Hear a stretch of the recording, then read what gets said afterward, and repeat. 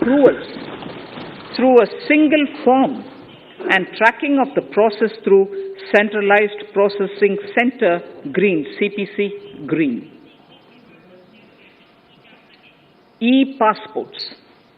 The issuance of e-passports using embedded chip and futuristic technology will be rolled out in 22-23 to enhance the convenience for the citizens in their overseas travel. By the time of India at 100, nearly half our population is likely to be living in urban areas. To prepare for this, orderly urban development is of critical importance.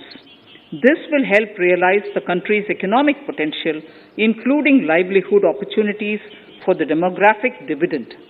For this, on the one hand, we need to nurture the megacities and their hinterlands to become current centers of economic growth. On the other, we need to facilitate Tier 2 and Tier 3 cities to take on the mantle in the future.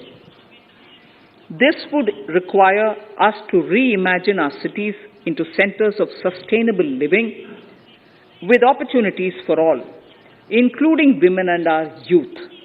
For this to happen, urban planning cannot continue with a business-as-usual approach. We plan to steer a paradigm change. A high-level committee of reputed urban planners, urban economists, and institutions will be formed to make recommendations on urban sector policies, capacity building, planning, implementation, and governance. For urban capacity building, support will be provided to the states.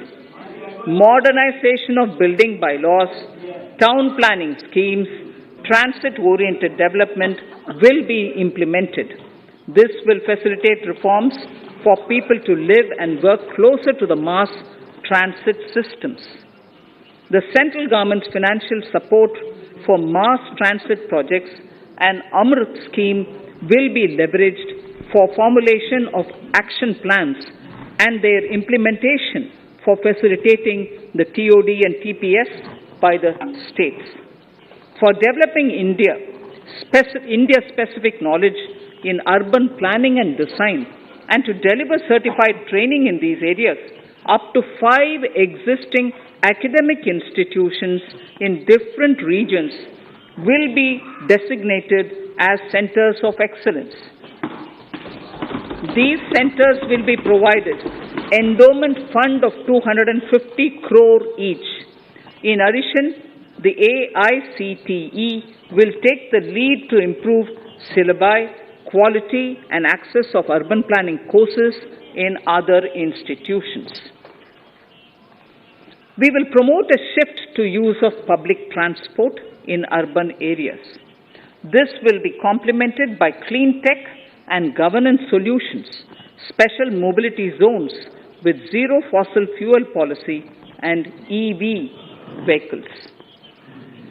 Battery swapping policy.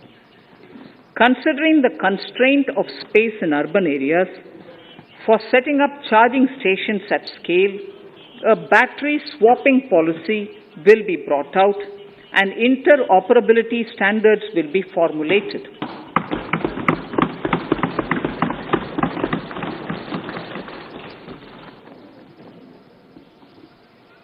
The private sector will be encouraged to develop sustainable and innovative business models for battery or energy as a service.